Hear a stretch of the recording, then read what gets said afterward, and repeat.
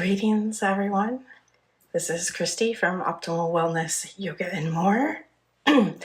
And while I've been using fountain pens since the early 2000s, I've never really dove into understanding the nuances of different nibs and feeds and different inks and how you can have good pairings and not so good pairings. So I thought joining in on 30 Inks 30 Days here in September could be very educational for me. And wouldn't you know, I had exactly 30 inks that I either have not put in a pen or have not put in a pen since I started tracking my inks and my pen usage. So we're going to dive in. I dusted off some old pens. I have some new Jinhao cheaper pens. It's a smattering. I luckily had 15 pens that were uninked currently or able to be cleaned out. So I made myself a little bowl of those 15 pens and a bowl of the inks, and I've been drawing a pen and an ink for each day in September. So here I'm going to share with you the first 7 days.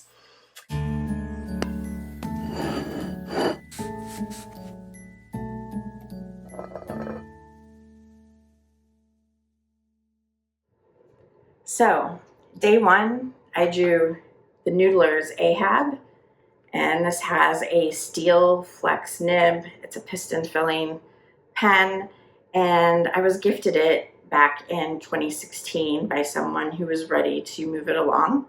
I hadn't really used much in the way of flex pens, and I found it required too much pressure and was not for me, so I kind of put it aside, and it's just been gathering dust since then. Now, the ink I drew to go with the pen was number 25 from Akkerman, the Dennweg Groen, which I know, again, I completely murdered the German. Apologies. That ink was bought at the 2016 DC Pen Super Show strictly for its bottle. Have you seen this bottle? It's very unique. It has its own, ink well built right into the bottle. Now, the green is quite blue. It kind of reminds me of Diamine Marine. It isn't quite a match, but it's in that direction. The ink flows really nicely. Now that I have more experience with flex nibs, I thought maybe the Noodler's was going to be okay, but I find that it's still too stiff. And probably one of the things I didn't know enough to pinpoint when I first got the pen, the nibs or the tines don't spring back very quickly. So you don't get the nice dramatic shifts in line width that just happen super quickly. As a pairing, they did okay though. Like I said, the ink flowed nicely, but if you're not gonna write with flex, with a flex pen, no matter what company it is, it's likely gonna be an experience of lots of feedback, kind of scratchiness, because many flex nibs don't have any tipping on the ends, and that's part of what gives you that nice smooth writing experience. I also discovered that I'm very out of practice with Zentangling. I don't remember many of the patterns. I have to look up patterns online. And I also learned that shading with water and a brush is very different than using a pencil over a micron pen. So the Zentangling will also be another area of skill growth here. Overall, I gave the experience a C. It's average. It was an okay, serviceable match, but not one I would actively seek out again. And most of that's because of the pen. I will certainly use the ink in another pen going forward. Now, day 2, I drew my TWSBI White Eco, and this has a fine steel nib, but this fine nib is quite wet, like much wetter. Like I usually think of TWSBI Ecos as being a tad on the dry side, and I was getting a very wide line with this. It's been a little bit since I've had it inked up, so I don't remember what my experience was or even what the last ink was in here because it was, again, before I started tracking. But the ink that's in here now for day 2, for September 2nd, is the J. Herbin Emerald de Chivor from the 1670 line. And if you've been around for a bit, you know the 1670 inks from J. Herbin all have shimmer. So this is kind of a teal colored ink. I think it's more teal than it's really emerald, and it has gold shimmer. The Eco is one of my workhorse pens because they can sit for a month or even longer without drying out, which I like because I like to have several pens inked up with several different colors, and so I don't empty them very quickly. I've never put shimmer inks in an Eco before because I don't find them as easy to flush as the Lamy Safaris, and I've not had problems with shimmer getting clogged up in my Lamys. So I'm not looking forward to flushing this out. I don't know what that experience is going to be like. I'm not a big shimmer ink fan, in part just due to all those different things. Like, will the shimmer clog up the feed? Can I get all the shimmer out of the pen when I'm done? All of that kind of stuff, not a big fan of. And then again, because I tend towards the fine and the extra fine, like those extra tidbits to the ink don't often come through in my writing, or not as, they don't have the impact that they do in a broader line. The writing experience, it was very wet, very wet. The line was closer to a medium, and the shimmer was so inconsistent. Even if after a couple words I remembered to pick it up and agitate it a little bit before writing the next line, it was just very inconsistent. I did kind of have fun doing the Zentangle for this one, and due to the gold shimmer, I'm really tempted to pull out my metallic watercolors and do some highlighting with those. I'm not going to do that till 30 inks, 30 days is done though, because I'm sure that will open up a whole nother rabbit hole for me to go down, and I don't need any more this month. I gave this experience a D. I think that ultimately the ink is just, it's not for me. So day 3 is this beautiful capless pen. This is another one of my workhorses. It is the Pilot Decimo, which is the slimmer version of the Vanishing Point. I got it in gray, and it has a gold nib, and I got a fine, and I'm sure you're totally surprised by that. Now, the ink that I pulled for this one, I got so excited about because it was Dominant Industry Maple, which I just swatched in the previous video, and I loved that color, so I was really excited to see how it worked in a pen. However, in my Decimo, and I don't think of it as a dry writer, the ink was so light. It turned out more peachy and salmony than the orangey red that the swatch turned out with. So I'm being reserved. I'm definitely going to put that ink in another pen soon because I really want to see what it looks like from a different nib and feed combo.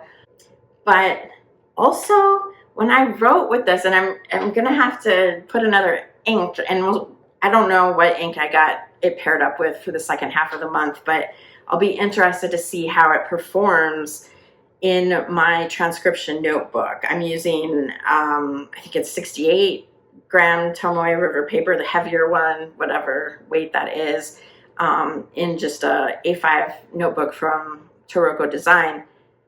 When I was writing, it was loud and it was scratchy, and I don't recall ever hearing this pen write before. I'm assuming part of that is that paper, because I've heard some rumblings around that it's a hard paper and a very different experience than using the lighter weight Tomoe River.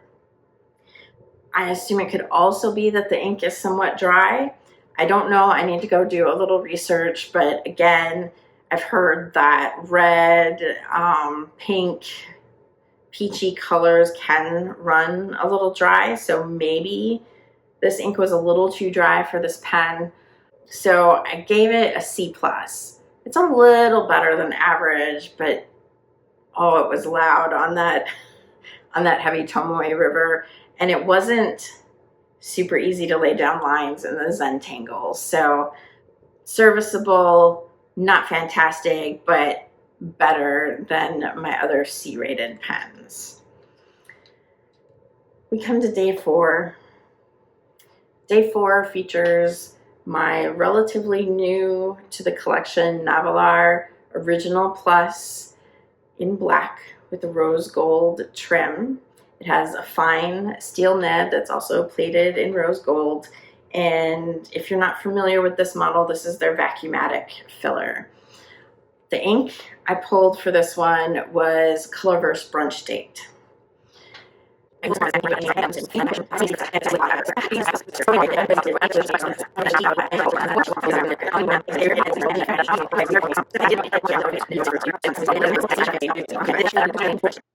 Now, I was still having problems. So at this point, I'm like, okay, it's not the ink, it's the nib or the pen somehow. And I started to get a little more analytical about the strokes I was making. And I discovered that the upstroke and the stroke to the right was almost non-existent. So I think when those showed up in my writing, I was just dragging the ink from the wet downstrokes into the next letter. And sometimes there wouldn't be enough ink to pull into that and keep it writing. And hence then the hard starts. So I took some photos with my phone and a loupe, and I shared them with Simone's Discord server. A couple of people on there had just done classes at San Francisco Pen Show, one on tuning nibs and one on grinding nibs. So I thought maybe they could ring in. And sure enough, the tines were misaligned, but they weren't. I mean, on the top, they looked like they were aligned perfectly, but the tipping was not equal between the two sides. And that was why I was getting super dry strokes to the right and super dry strokes upwards. So they told me you can take it to micromesh.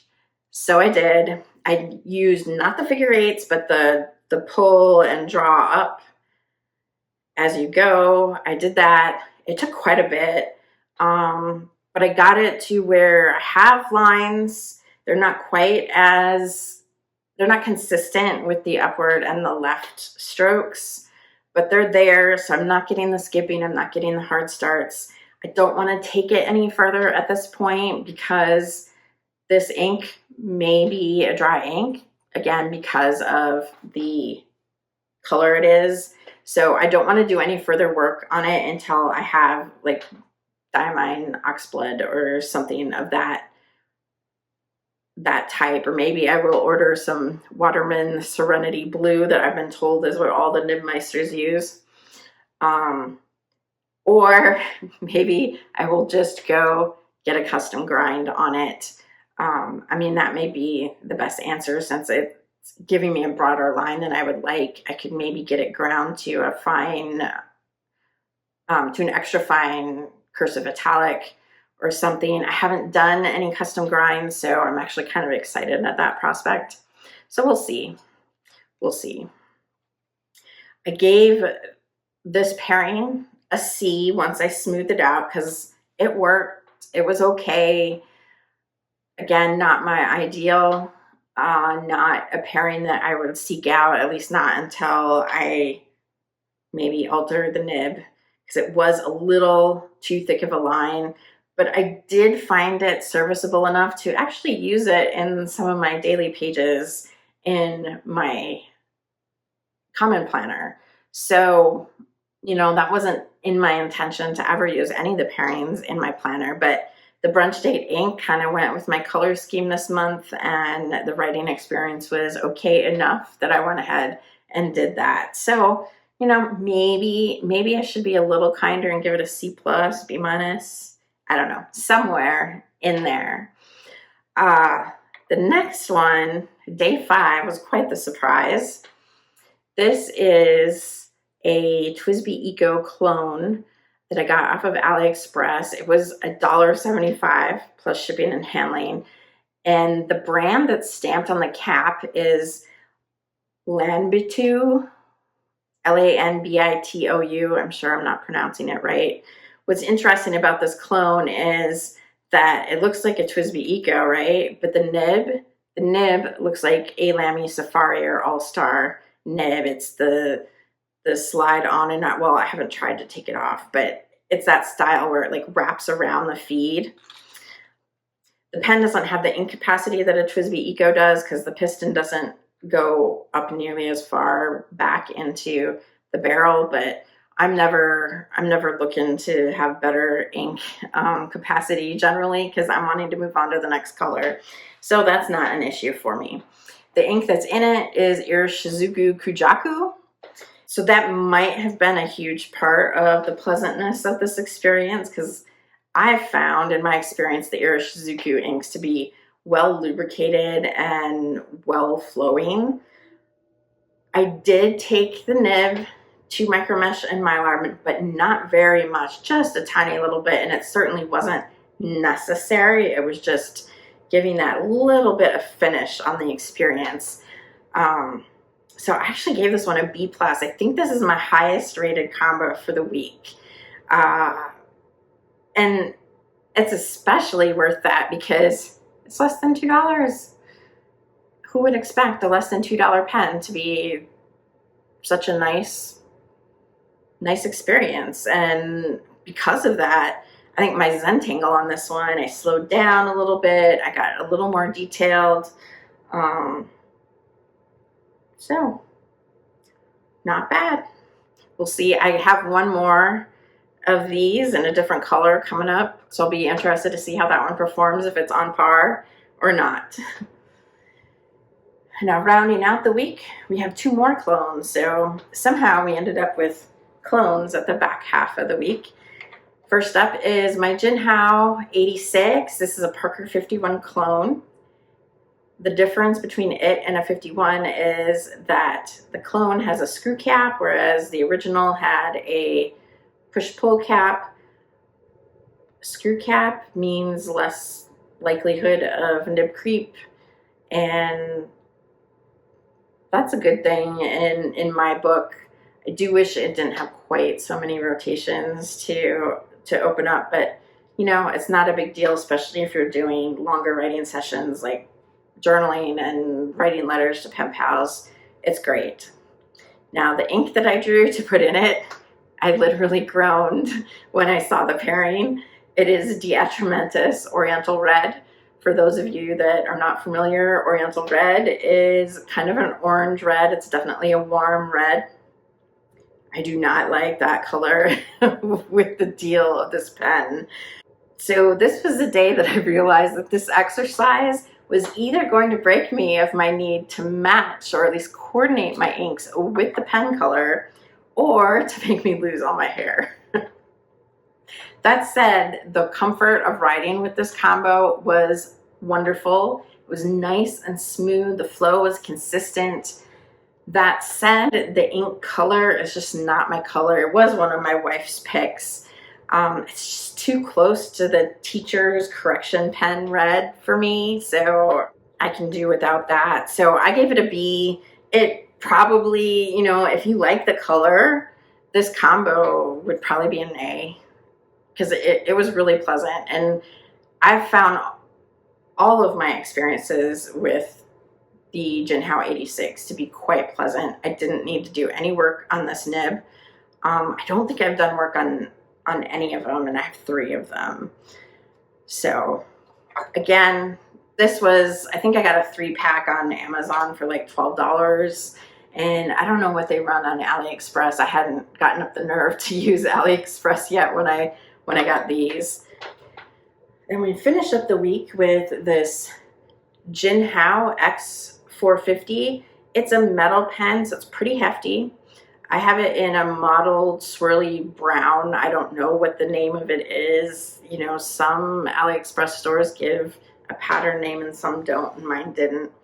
I got it with a Fude nib. It's a steel nib. Fudes have the bent tip, and it means if you write very upright, you get a finer line, and the closer you get to horizontal, you get a broader and broader line. And this Fude was marked a little broad. It was rated broader than most of the ones I was finding. So I got this one. The ink that's in it is Diamine Oxblood, and this was like butter. It was so pleasant, and I know comparing my fines and extra fines to a particularly bold Fude is not really a fair comparison. It's kind of apples and oranges. But oh, it was so nice, and it makes me wish even more that, you know, those mediums and even the broad nibs, that those would work for me, because I love it when there's very little feedback and my pen just like floats across the paper. And that's what this experience was. Even if I did reverse writing, where I turned the pen so the nib was facing down, it was still pretty broad. I'd say that line was definitely a medium, if not edging towards a broad width. I didn't pull out digital calipers or anything to measure it, but just from feel and experience, it was much too broad for me and for my usage pattern, because I work in Hobonichis, common planners, stologies. You know, I work with smaller grids, and my handwriting's tiny.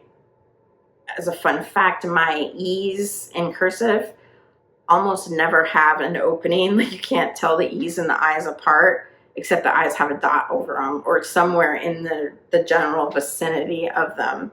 So this was just way too broad, but it was fun to work with. I enjoyed it. I loved the juiciness and everything. It will have a good use. I think this pen will be fantastic for putting the really light inks in and using them to create like highlights for headers in my planner. I'm excited to see what I drew. I don't remember what I drew to go in this pen for the second half of the month, but I'm looking forward to actually having a pen that I know I just go to if I want to do highlights in my journal. So I gave this particular pairing a B because it was great, but not serviceable for me. So there you have it, my first 7 days of 30 Inks, 30 Days.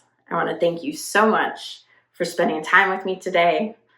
I'd love to hear what your thoughts are on these inks and pens. Have you used them? Are any of them on your wish list? Also, I'd love to hear, have you done 30 Inks, 30 Days? Either are you doing it now or have you done it in the past?